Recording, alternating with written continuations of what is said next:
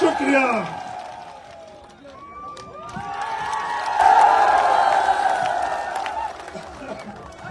पाटौदी की ऐतिहासिक सरजमीन, माइक ये ठीक है, वो ठीक है।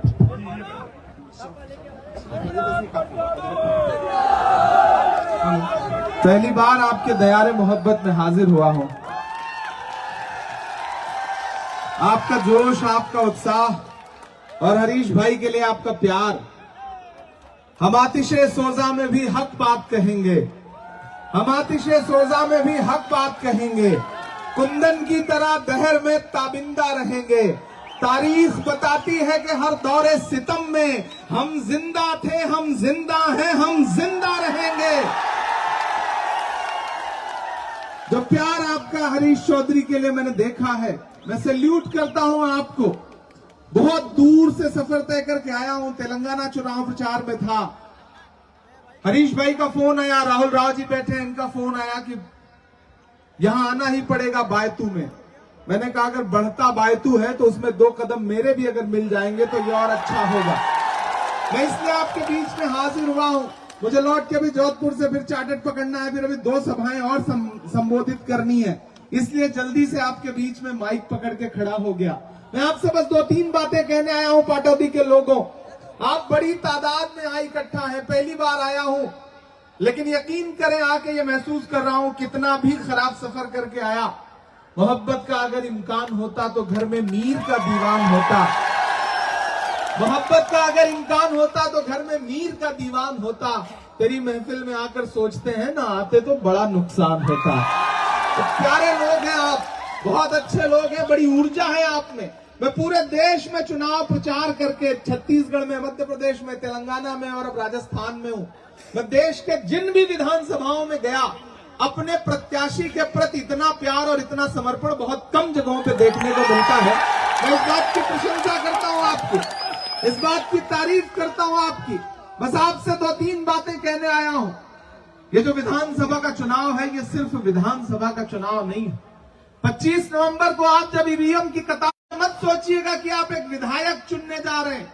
सेमीफाइनल है। एक भी वोट बर्बाद किया, एक भी वोट बर्बाद किया किसी के झांसे में आकर के, तो फिर ये समझो कि आप सेमीफाइनल हारेंगे। इसलिए मैं आपसे ये कहने आया हूं कि ये इलेक्शन बहुत महत्वपूर्ण है। एक तरफ भाजपा की नफरत की राजनीति है और दी है। मैं तेलंगाना से आपको बाजार में मोहब्बत की दुकान खोल रहा हूं, तो वो दुकान राजस्थान में फिर से खुलेगी? मेरा जवाब सुनना। मैंने कहा देखो भाई, ये राजस्थान है, जब भी करता है, कुछ भी करता है तो बड़ा करता है। नफरत के बाजार में मोहब्बत की दुकान तो कर्नाटक में खुली है, राजस्थान में तो शोरूम खुलेगा। राजस्थान में नफरत के बाजार में मोहब्बत का शोरूम खुलेगा। एक तरफ भाजपा की राजनीति है, तक रोड शो कर रहे हैं। कल उन्होंने रोड शो किया जयपुर में, लेकिन आज जितनी भीड़ यहां है उतनी जयपुर में उनके रोड शो में नहीं थी।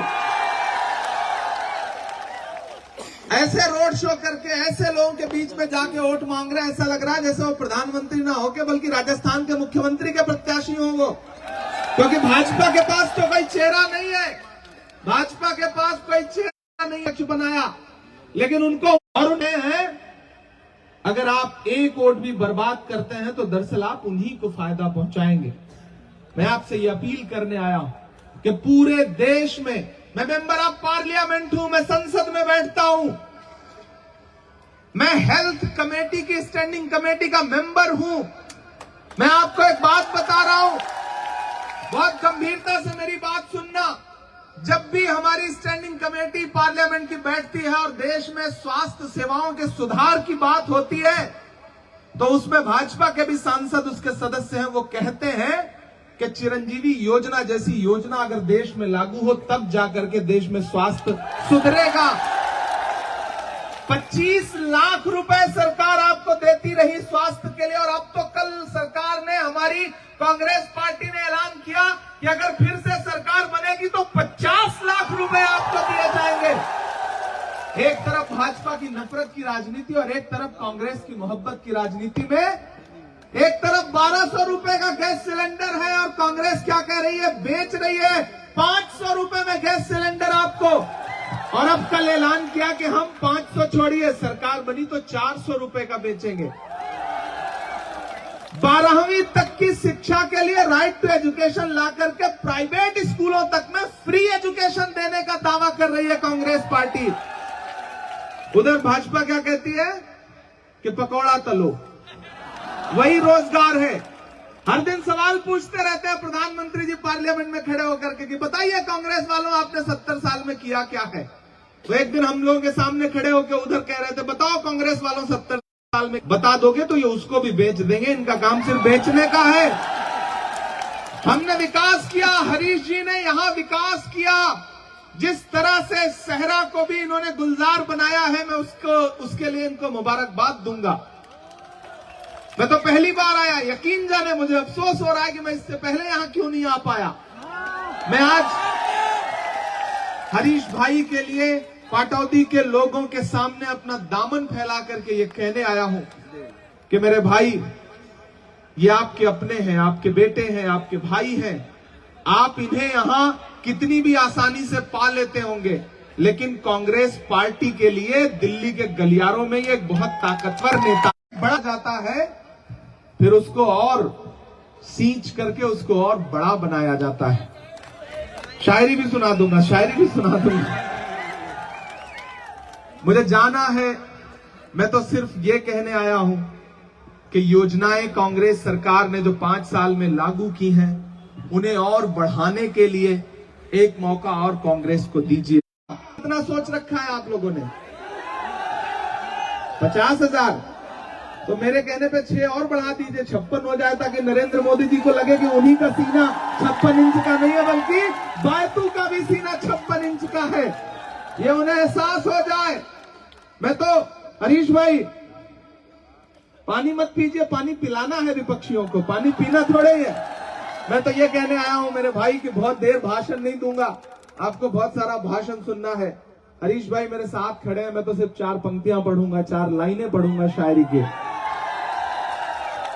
कि दायरे में सिमट के आएगा,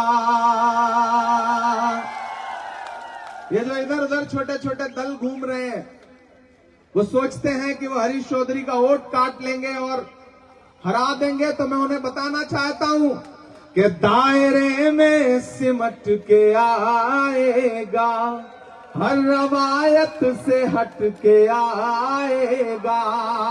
आंधियों को जरा खबर कर दो, आंधियों को जरा खबर कर दो, शेर वापस पलट के आएगा, शेर वापस पलट के आएगा। 25 तारीख को आपको ईवीएम की कतारों में लगना है। बस एक बात का ख्याल रखना है कि आप बड़े भोले लोग हैं, सुबह चाय की दुकान पे बैठते हैं तो सरकार बना भी देते हैं, बिगाड़ भी देते हैं, लेकिन जिस दिन वोट डालने जाना होता है आपको लगता है कि आज धूप बहुत है, कौन जाके लाइन में लगे। नहीं, अपने एक एक वोट की अहमियत समझना है। बस ये सोचना है कि हरीश चौधरी आपके ही वोट से जीतने जा रहे हैं। आप खुद हरीश चौधरी हैं। ये चुनाव आपको हरीश चौधरी बनकर के लड़ना है। तो 25 तारीख को अपने घरों से निकलिए। और मैं खास तौर से अकलियत के साथियों से कहना चाहता हूं, आपके हमदर्द जो यहां पे आएंगे, दरअसल वो सिर्फ यही आपके हमदर्द हैं। वो दिल्ली में जब बैठते हैं तो कब नरेंद्र मोदी की गोद में बैठ जाते हैं पता भी नहीं चलता है। इसलिए मैं आपसे अपील करना चाहता हूं अकलियत के साथियों कि मैं कई 100 किलोमीटर दूर से आपके बीच में आया हूं, पहली बार आया हूं। आप मेरी शायरी की वजह से मुझे प्यार करते हैं, मुझे मोहब्बत देते हैं, तो मैं हरीश भाई के लिए दामन फैला के कह रहा हूं कि इस बार इतना वोट पाटौदी से दीजिए, इतना दीजिए कि पिछली बार का जो मार्जिन था पाटौदी में, उससे कई गुना बात आगे बढ़ जाए, ताकि हरीश भाई को महसूस हो कि पाटौदी ने पूरी की पूरी मोहब्बतें इनके दामन में डाल दी हैं। हाँ, एक शायरी और सुना दूंगा। आप वोट देने का वादा करते जा रहे हैं, मैं एक नहीं कई शायरी सुना दूंगा, मैं कहां मना कर रहा हूं। मैं तो यही करने के लिए आया ही हूं। मैं तो एक और वादा करता हूं, आप हरीश भाई को बड़े अंतर से जिता करके विधानसभा में भेजिए। कोई दो राय नहीं है, फिर से कांग्रेस की सरकार बदलने जा रही है। इस बार राज नहीं, रिवाज बदलने जा रहा है। ये मीडिया के जरिए चाहे जो नैरेटिव बनाने की कोशिश करें। मध्य प्रदेश, छत्तीसगढ़ में चुनाव हो चुका है 17 तारीख को। प्रचंड बहुमत के साथ सरकार बन रही है दोनों जगहों पर। मैं प्रचार करके आया हूं। उधर बचता है तेलंगाना, वहां भाजपा खाता खोल ले, यही बहुत बड़ी बात है। अब भाजपा ने पूरी ताकत कहां झोंक दी है? राजस्थान में। इसलिए बायतू वालों, जो बढ़ता बायतू का सपना हरीश भाई ने देखा है, उस सपने को पूरा करने की जिम्मेदारी आपकी भी है। अब इम्तिहान आपका है। मैं राजस्थान के बारे में सुनता रहा हूं, 36 कौमें, 36 बिरादरियां। मैं तो यहां मौजूद एक साथी को सलाम करूंगा। एक तरफ भाजपा की नफरत की राजनीति है, वो बांटते हैं हिंदू, मुसलमान, सिख, ईसाई। लेकिन आज पाटौदी में मैं पहचान नहीं सकता कि इस भीड़ में कौन हिंदू है, कौन मुसलमान है। ये है इस पहल बायतू की ताकत। इस ताकत को बचाने के लिए आपको हरीश चौधरी को मजबूत करना पड़ेगा। गांधी को वोट मिलेगा। आप हरीश चौधरी को वोट देंगे तो मल्लिकार्जुन खड़गे जी को मिलेगा। आप हरीश चौधरी को वोट देंगे तो प्रियंका प्रतापगढ़ी को मजबूत करेंगे। मैं चाहूंगा, और 3 दिसंबर को पूरे देश का रिजल्ट आ रहा होगा तो मेरी नजरें सबसे ज्यादा बायतू पर होंगी। मुझे शर्मिंदा तो नहीं होना पड़ेगा, नहीं होना पड़ेगा ना, नहीं होना पड़ेगा ना। एक एक वोट हरीश भाई को दीजिए। मैं वादा करता हूं कि पहले तो नहीं आ पाया था, लेकिन हरीश भाई को 3 तारीख को जिताइए तो मैं इसी जगह एक बार शुक्रिया अदा करने फिर से आऊंगा और खूब सारी शायरी सुनाऊंगा आपको। जाते जाते बस आपसे इतना कह के जा रहा हूं कि कहां सोया है चौकीदार, कहां सोया है चौकीदार। 1200 का गैस सिलेंडर बेचा उन्होंने, हमने 500 का बेचा, अब 400 का देने का वादा कर रहे हैं। तब मैं ये मिसरे पढ़ता हूं कि कहां सोया है चौकीदार, कहां सोया है चौकीदार। पेट्रोल और डीजल की कीमत रही सैकड़ा मार, कहां सोया है चौकीदार, कहां सोया है चौकीदार। मैं तो शायर हूं, कवि हूं, इसलिए कह लेता हूं ये बात कि चाय बेचने वाला पूरा भारत बेच रहा है। इसी काम में हासिल उसे महारत बेच रहा है। रेल बिक गई, तेल बिक गया, बिका हवाई अड्डा। अगली पंक्तियों पे आपकी तालियों का शोर जाए जयपुर तक, दिल्ली तक, कि रेल बिक गई, तेल बिक गया, बिका हवाई अड्डा। एडवांस में पेमेंट दे देते हैं आप। 25 तारीख को जाके वोट करना है, आज ही थोड़ी करना है। अगली लाइन पे ताली बजानी है, इस वाली पे नहीं। कि रेल बिक गई, तेल बिक गया, बिका हवाई अड्डा। सब कुछ बिकता देख के खुश हैं अपने जेपी नड्डा। कि जनता महंगाई की मारी करती हाहाकार, कहां सोया है चौकीदार, कहां सोया है चौकीदार। हमने सहराओं में हासिल किए आसानी से, वो समंदर में भी रहकर न मिले पानी से। ये सियासत के दिए सबके हवाले न करो, मुल्क जल जाता है एक शख्स की नादानी से। मैं आपसे बस आखिर में इतना अपील कर रहा हूं कि आप इस बात पर ईमान रखते हैं कि मजदूर का पसीना सूखने से पहले उसकी मजदूरी उसको दे दी जाए। रखते हैं ना? तो मुझे बताओ कि आपके इस बेटे ने, आपके इस भाई ने आपकी सेवा करने में, आपकी खिदमत करने में कभी रात और दिन का अंतर देखा? नहीं देखा। नहीं देखा तो फिर इस बात पर आपका ईमान है ना कि मजदूर का पसीना सूखने से पहले उसकी मजदूरी उसे दे दी जाए। तो अब वक्त आ गया है। 25 तारीख को हरीश भाई आपके बीच नहीं आएंगे। आपको हरीश भाई बनकर के बूथ पे लड़ना है, वोट डलवाना है, जिताना है। आप इन्हें जिताइए, मैं फिर से आपके बीच में आऊंगा। बहुत शुक्रिया। मुझे जाना है। डाइस पे जो लोग बैठे हैं आज सबसे बहुत अच्छा तारुफ नहीं हो सका, लेकिन मैं वादा करता हूं कि मैं अगली बार आऊंगा, आपके बीच में बैठूंगा। अभी आप बैठे रहेंगे, जिग्नेश भाई को बोलना है, बाकी साथियों को भी बोलना है।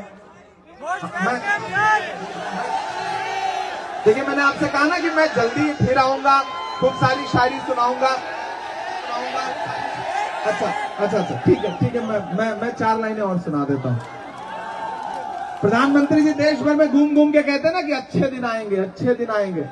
मैं तो 4 पंक्ति पढ़ रहा हूं साहब कि मोहब्बत भाईचारे के दीवाने दिन ही लौटा दो, वो सस्ती दाल सब्जी के सुहाने दिन ही लौटा दो।